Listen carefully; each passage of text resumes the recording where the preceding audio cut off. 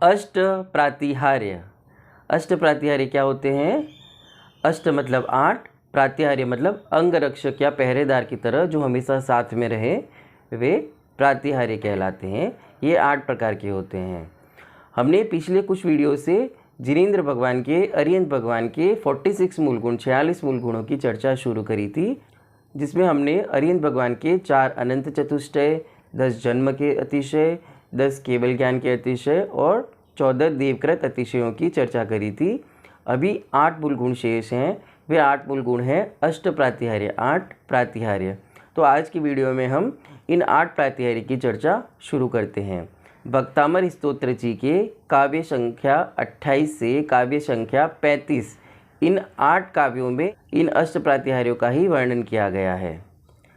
और शांति पाठ के अंदर भी आता है, दिव्य बिटप पहुपन की वर्षा, दुंदुभि आसन वाणी सरसा, छत्र चमर भामंडल भारी, ये तव प्रातिहार्य मनहारी। ये 8 प्रातिहार्य हैं। अशोक वृक्ष, सिंहासन, 64 चवर, छत्रत्रय, दुंदुभि बाजी, पुष्पवृष्टि, भामंडल और दिव्य ध्वनि। आइए इन अष्ट प्रातिहार्य की चर्चा विस्तार से करते हैं। पहला प्रातिहार्य है अशोक वृक्ष। ये जो प्रातिहार्य होते हैं वे भगवान के समव शरण में होते हैं, भगवान के साथ में होते हैं। तो पहला प्रातिहार्य है अशोक वृक्ष। अशोक मतलब शोक से रहित, शोक मतलब दुख, संताप। तो दुख से रहित, जो दुख को रहित करने वाला है, दुखों को नष्ट करने वाला है, ऐसा अशोक वृक्ष। वृक्ष मतलब ट्री। तो अशोक वृक्ष समव शरण के बीचों बीच में स्थित हो और उस अशोक वृक्ष के ठीक नीचे अरिहंत भगवान विराजमान होकर सभी जीवों को उपदेश देते हैं। दूसरा प्रातिहार्य है सिंहासन। अशोक वृक्ष के नीचे सिंहासन स्थित होता है। उस सिंहासन के ऊपर भगवान पद्मासन में विराजमान होते हैं। इसका अतिशय है कि भगवान आकाश में अधर होते हैं, तो उस सिंहासन को छूते नहीं। उस सिंहासन से 4 अंगुल ऊपर आकाश में अधर में अरिहंत भगवान विराजमान होते हैं। तीसरा प्रातिहार्य है 64 चवर, 64 चवर मतलब जिनसे भगवान को हवा करते हैं। मंदिरों में देखा होगा कि भगवान को कैसे चवर ढुराए जाते हैं, तो इनकी संख्या 64 होती है।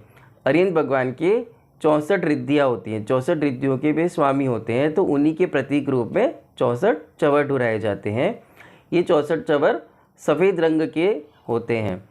जैसे आदिनाथ भगवान का शरीर तपे हुए सोने के समान वर्ण वाला था, तो ऐसा लगता था जैसे उस तपे हुए सोने के समान वर्ण वाले भगवान के ऊपर सफ़ेद रंग के चवर ढुराए जाते थे। तो ऐसा लगता था कि सुमेरु पर्वत के सोने के शिखर के ऊपर दूध से धारा की जा रही हो।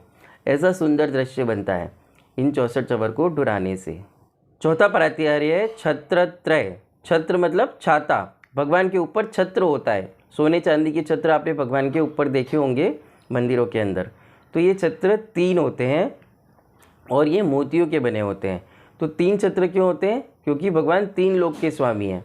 अरिहंत भगवान को तीनों लोकों के जीव अपना भगवान मानते हैं और उनकी पूजा करते हैं, उनको फॉलो करते हैं, इसलिए 3 छत्र होते हैं। और छत्र का क्रम क्या होता है? सबसे नीचे वाला छत्र बड़ा, सेकंड वाला उससे छोटा और ऊपर वाला सबसे छोटा। इस प्रकार शिखर नुमा ये छत्र होते हैं जो भगवान के सिर पर होते हैं और भगवान के 3 लोक के नाथ होने का यशोगान करते हैं। 5वां प्रातिहार्य है दुंदुभि बाजी। भगवान के समव शरण में करोड़ों प्रकार की दुंदुभि बाजे बजाए जाते हैं। कोई भी बाजा क्यों बजाया जाता है? खुशी के मौके पर ढोल नगाड़े बाजे आदि बजाए जाते हैं। तो अरिहंत भगवान का समव शरण है और अरिहंत भगवान की वाणी सुनने को मिल रही है, अरिहंत भगवान के साक्षात दर्शन हो रहे हैं। इस खुशी में देवता लोग करोड़ों प्रकार के वाद्य यंत्र समव शरण में बजाते हैं और उन वाद्य यंत्रों की आवाज़ सुनकर आसपास जो भी उनकी आवाज़ सुनता है वह भव्य जीव भगवान के समव शरण में उनकी दिव्य ध्वनि सुनने के लिए आता है। तो इस प्रकार ये करोड़ों प्रकार के वाद्य यंत्र अरिहंत भगवान के समव शरण में बजाए जाते हैं। वे दुंदुभि नाम का एक प्रातिहार्य है। 6ठा प्रातिहार्य है पुष्पवृष्टि। देवताओं द्वारा जिनेंद्र भगवान के, अरिहंत भगवान के ऊपर अनेकों प्रकार के, विभिन्न प्रकार के पुष्पों से वर्षा की जाती है। 6 ऋतुओं के पुष्प लाकर भगवान के ऊपर वर्षा की जाती है। कल्प वृक्षों के, स्वर्गों के, जम्बूद्वीप के, जहाँ जहाँ के भी पुष्प हैं, उत्तम उत्तम पुष्प हैं, वे पुष्प लाकर उन पुष्पों से इंद्र और देवता भगवान के ऊपर पुष्प वृष्टि करते हैं। सातवां है भामंडल।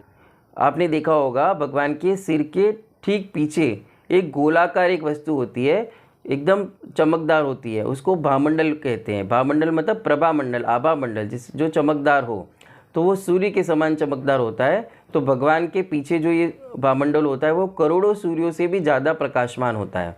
जो भगवान के गुणों का यशोगान करता है उस भामंडल में इतना तेज होता है, इतना तेज होता है कि करोड़ों सूर्य भी उसके सामने फीके पड़ जाएं। और समवचरण में आने वाले जीव उस भामंडल के अंदर अपने आप को देखते हैं तो उनको 7 भव पहले के और 7 भव आगे के इस प्रकार उनको दिखाई देते हैं। यह उस भामंडल का अतिशय है। यह भामंडल नाम का एक प्रातिहार्य है। 8वां और अंतिम प्रातिहार्य है दिव्य ध्वनि। दिव्य ध्वनि जो भगवान को केवल ज्ञान हुआ है, उस केवल ज्ञान के बल पर जिनेंद्र भगवान, अरिहंत भगवान भव्य जीवों को मोक्ष मार्ग का उपदेश देते हैं। तो जो उनकी वाणी खिरती है, उनकी जो गंभीर वाणी है, वो सभी जीवों को अपनी अपनी भाषा में सुनाई देती है। वह दिव्य ध्वनि है जो भगवान के सर्वांग से निकलती है, सिर्फ मुख से नहीं निकलती, भगवान के प्रत्येक अंग से ओमकार रूप, ओम की ध्वनि के रूप में प्रकट होती है, उसको दिव्य ध्वनि कहते हैं। तो यह दिव्य ध्वनि नाम का एक प्रातिहार्य है। इस प्रकार आज की वीडियो में हमने भगवान के 46 मूल गुणों में से इन 8 मूल गुण अष्ट प्रातिहार्य की चर्चा करी। इस प्रकार भगवान के 46 मूल गुण होते हैं। वीडियो पसंद आया हो तो लाइक करें, शेयर करें, कमेंट करें और चैनल को सब्सक्राइब करें। जय जिनागम, जय महावीर।